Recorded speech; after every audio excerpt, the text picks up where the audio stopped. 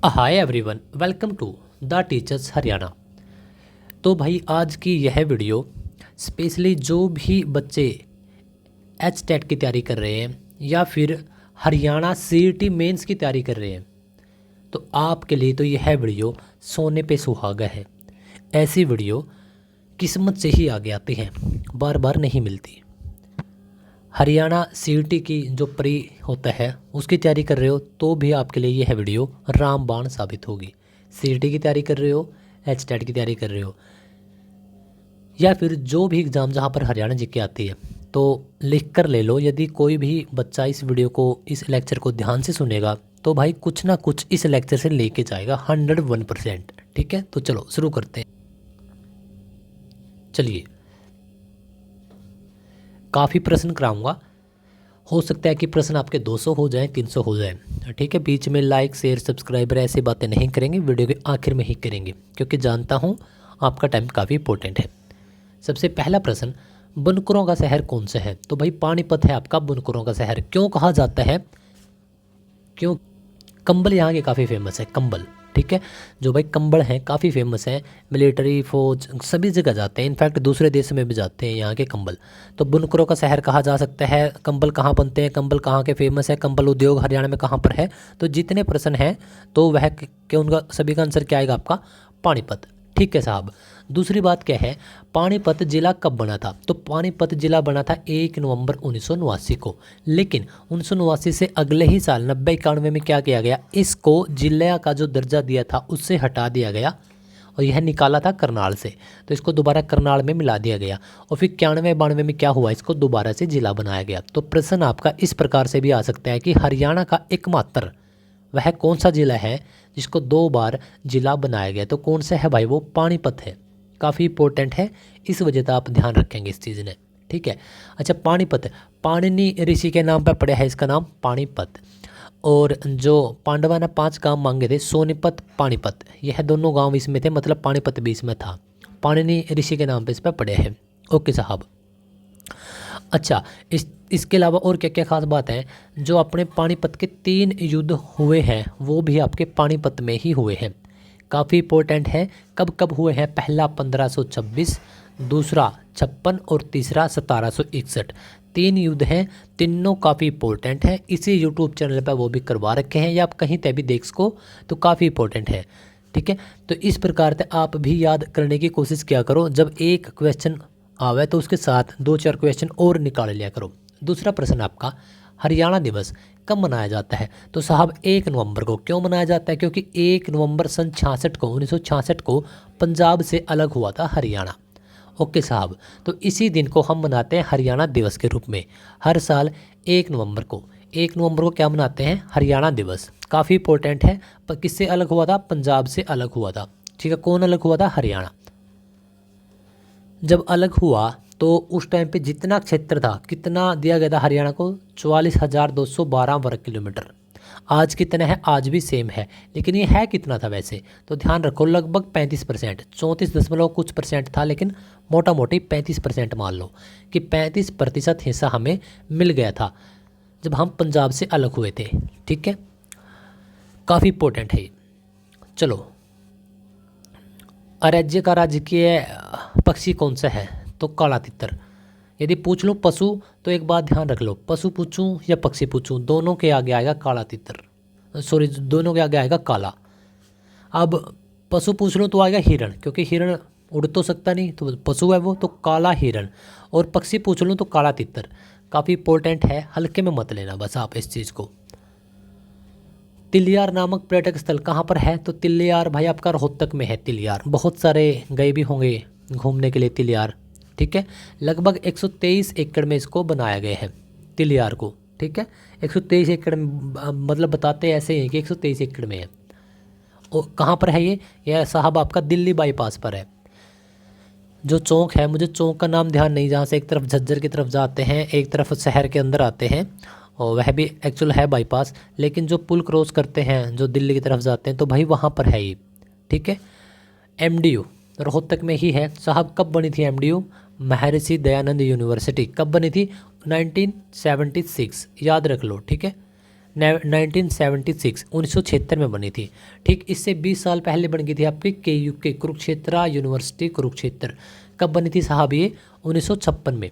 और इसकी नींव रखने के लिए आए थे हमारे देश के पहले राष्ट्रपति डॉक्टर राजेंद्र प्रसाद। और वही डॉक्टर राजेंद्र प्रसाद, ठीक है, RP डॉक्टर राजेंद्र प्रसाद, वही डॉक्टर राजेंद्र प्रसाद जिसने क्या बोला था कि मैं एक ऐसा शहर सजाना चाहता हूँ जो औद्योगिक नगरी हो सके या फिर उद्योग के पॉइंट ऑफ व्यू से डेवलप हो सके। तो इसी वजह से इसने क्या बसाया था? फरीदाबाद। फरीदाबाद को हम क्या बोलते हैं कि यह डॉक्टर राजेंद्र प्रसाद यानी कि हमारे देश के पहले राष्ट्रपति के सपनों का नगर है। अब जब सपनों के नगर की बात आए तो सबको पता होना चाहिए आर्थिक राजधानी हमारी क्या है? गुरुग्राम। ठीक है, हरियाणा की बात कर रहा हूँ मैं, गुरुग्राम। और भारत की आर्थिक राजधानी क्या है? मुंबई। अच्छा, मुंबई को भी सपनों की नगरी कहा जाता है और हरियाणा की सपने की नगरी किसको बोला गया? गुरुग्राम। और यदि हम और सपनों की नगरी के ऊपर बात करें तो देश के हमारे प्रथम प्रधानमंत्री कौन थे? पंडित जवाहरलाल नेहरू। ठीक है, पंडित जवाहरलाल नेहरू। इन्होंने भी एक सपना देखा था कि एक स्वच्छ साफ सुथरा शहर बसना चाहिए और ली कार्बूजियर के द्वारा बसाया गया वो शहर। आर्किटेक्चर का काम किया उन्होंने, वहाँ पे आर्किटेक्ट का काम किया। तो चंडीगढ़ द ब्यूटीफुल सिटी आपका किसने बसाने का कार्य किया था? 1952 के आसपास किसने सपना देखा? पंडित जवाहरलाल नेहरू ने। क्या थे ये? देश के पहले प्रधानमंत्री थे। और एक बात और ध्यान रख लो, देश के फर्स्ट मतलब देश के पहले प्रधानमंत्री और पहले राष्ट्रपति दोनों का नाम ध्यान रख लो। और एक चीज़ और ध्यान रख लो कि ये दोनों ऐसे लोग थे जिनका सबसे लंबा कार्यकाल रहा है। ठीक है, अपने कुर्सी पर रहते हुए सबसे लंबा कार्यकाल किसका रहा? पहले प्रधानमंत्री का, जिनके अपने कुर्सी पर रहते हुए ही डेथ हुई थी, पंडित जवाहरलाल नेहरू की 1964 में। 27 मई 1964, 27/5/1964 को ये उस टाइम पर भारत के प्रधानमंत्री थे जिस टाइम पर इनकी मृत्यु हो गई थी। भारत की खोज इनकी काफ़ी फेमस पुस्तक भी है। अच्छा, दूसरी तरफ भारत के पहले राष्ट्रपति कौन थे? डॉक्टर राजेंद्र प्रसाद। इनका भी सबसे लंबा कार्यकाल रहा है। तो आप भी प्यारे दोस्तों ऐसे ही याद किया करो, एक प्रश्न से दूसरा प्रश्न अगर आप निकालोगे तो यकीन करो कि आपको जानकारी काफ़ी अच्छी हो जाएगी और कोई ना कोई आप एग्ज़ाम निकाल ही लोगे। ओके साहब, रोहतक की बात की थी हमने। रोहतक हमारा ज़िला कब बना था? 1 नवंबर सन 66 को। GHAR, ठीक है, जो आर है ये इसमें है रोहतक। तो एक मंडल भी बन गया था स्टार्टिंग में ये, और एक ज़िला भी बन गया था। ओके साहब, हाँ एक बात और याद रख लो रोहतक से, ये हमारी राजनीतिक हमारी क्या है? ये राजधानी है। नीतिक कैसे लिखेंगे? ठीक है, जैसे भी लिखना आपको लिख लो। तो राजनीतिक क्या है? हमारी राजधानी है कौन सी? रोहतक। और रोहतक हमारा एक ऐसा शहर भी है जो किसी भी अन्य राज्य की बाउंड्री को टच नहीं करता। हमारे अभी मंडल हैं 6, तो 6 में से सबसे बड़ा मंडल एरिया की यदि मैं बात करता हूं तो आपका रहेगा रोहतक। क्यों? क्योंकि इसमें 5 ज़िले आते हैं। कौन कौन सा? रोहतक, भिवानी, झज्जर, चरखी दादरी और सोनीपत। तो 5 ज़िले आते हैं, काफ़ी इंपॉर्टेंट है। एक है आपका ऑफिस नामक पर्यटक स्थल हरियाणा में कहाँ पर है? तो उछाणा कहाँ पर है ये? उछाणा कहाँ पर है ये? आपका है करनाल, KNL। एक है आपका शहर उछाणा, और उछाणा एक विधानसभा की सीट भी है जो कि आपका डिस्ट्रिक्ट जींद में आता है। ठीक है, तो क्या है ये? उछाणा है, ना कि उछाणा। तो करनाल की आपकी स्थापना हो गई थी 1 नवंबर 1966 को। और आपका मंडल कब बना? K और F 2 मंडल बने हैं, करनाल और फरीदाबाद, जो कि आपके फरवरी 2017 में जोड़े गए हैं। ओके साहब, गुरुद्वारा मांझी साहिब आपका कैथल में है। गुरुद्वारा मांझी साहिब, या मैं बात करूं गुरुद्वारा टोपियों वाला, या मैं बात करूं नवग्रह कुंड, ठीक है, यह सभी चीज़ आपकी कैथल में है। हनुमान नगरी जयंती, हनुमान नगरी किसको बोलेंगे? कैथल को। और जयंती नगर आप किसको बोलोगे? जींद को। जा जींद जा जयंती। तो कैथल से रिलेटेड काफ़ी सारे पॉइंट हैं। मंजी साहिब, टोपियों वाला, और आपका नीम साहिब गुरुद्वारा, ये है कहाँ पर है? आपके सभी कैथल के अंदर हैं। मांझी साहिब आई थिंक कभी अम्बाला में तो नहीं है, क्या कोई कमेंट करके मुझे बताएगा? क्योंकि आई थिंक यहाँ पर मिस्टेक हो सकती है। नीम साहिब और टोपियों वाला गुरुद्वारा काफ़ी फेमस है कैथल के। ठीक है, तो चलो, कैथल की स्थापना हुई थी 1 नवंबर 1989 को। नवग्रह कुंड है इसमें, लेकिन अब इनकी स्थिति खराब हो चुकी है भाई, ठीक है। तो नवग्रह कुंडों के स्थित होने के कारण छोटी काशी भी कहा जाता है किसको, कैथल को। अगेन वही कैथल आ गया आपका। अच्छा, छोटी काशी कहा जाता है किसके कारण, नवग्रह कुंडों के कारण। यदि पूछ ले आपसे डायरेक्ट कि हरियाणा की काशी या छोटी काशी किसा कहा जाएगा, तब आपका भिवानी आएगा, काशी भी और छोटी काशी भी। लेकिन यदि वह एक एक्स्ट्रा पॉइंट डाल दे नवग्रह कुंडों के कारण, तब आपका आएगा कैथल। बस नवग्रह कुंड है कैथल में, ये आपको पॉइंट ध्यान रख लेना है। अगला प्रश्न भाई आपका, कुरुक्षेत्र में थानेसर सिटी स्टेशन के समीप निम्नलिखित में से कौन सा प्रसिद्ध तीर्थ स्थल है, तब आपका ब्रह्म सरोवर। ब्रह्म सरोवर है आपका, कहाँ पर है ये, कुरुक्षेत्र में। थानेसर सिटी का जो रेलवे स्टेशन है उसके पास ही है जाट धर्मशाला। और यहाँ पर एक बिड़ला मंदिर करके काफ़ी फेमस है।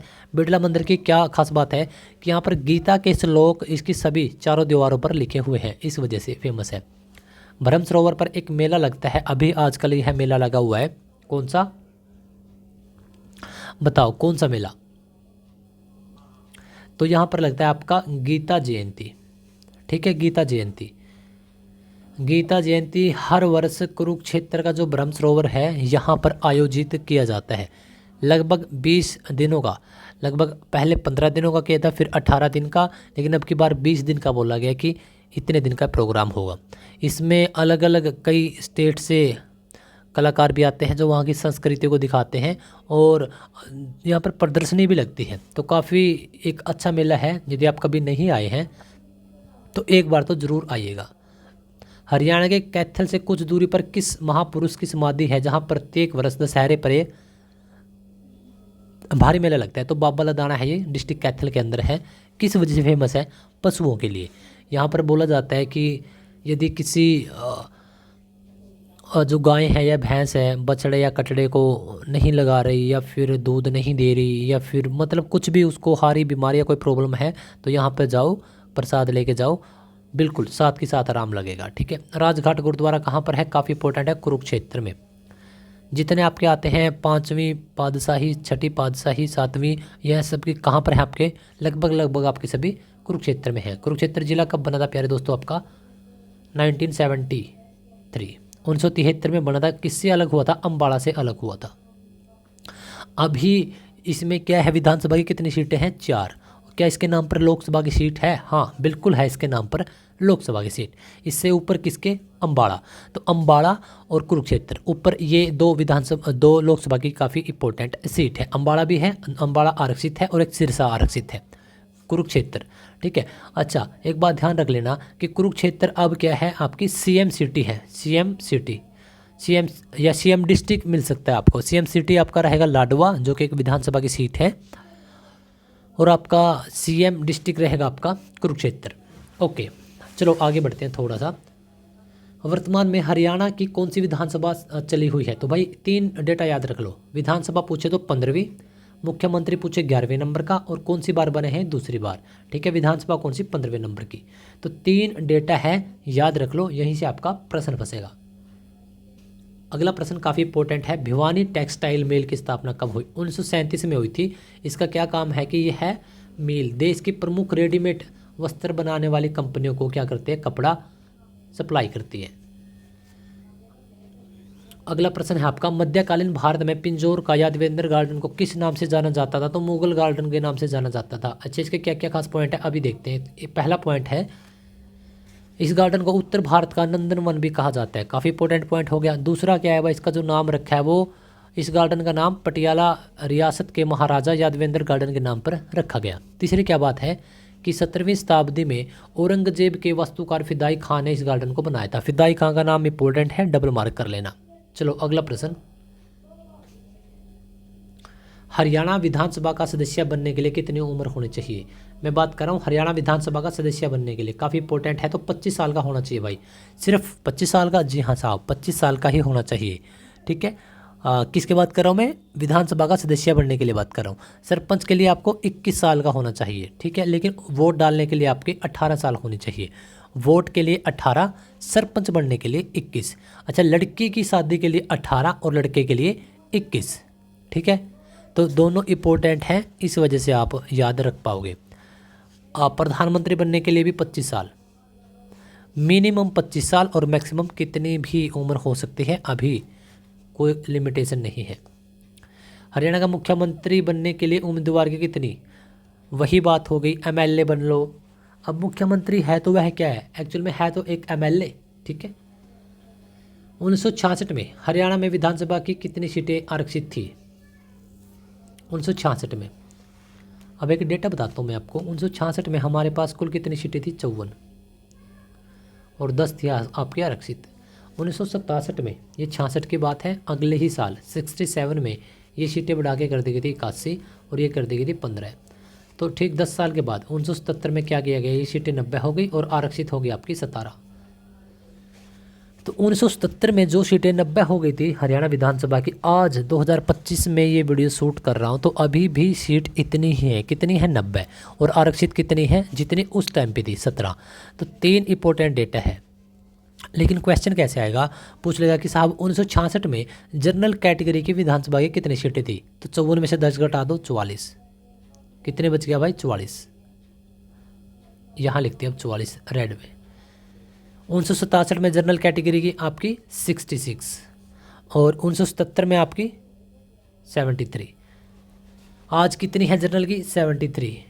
66 में कितने, 67 में कितनी थी, 66, और 66 में कितनी थी आपकी, 44। तो आप भी ऐसे ही याद किया करो और ऐसे ही याद रखा करो। ओके साहब, चलो फटाफट अगले प्रश्न की तरफ चलते हैं। हरियाणा के कितने जिलों में एक भी आरक्षित सीट नहीं है, तो 5 जिले हैं भाई, 5 जिले हैं।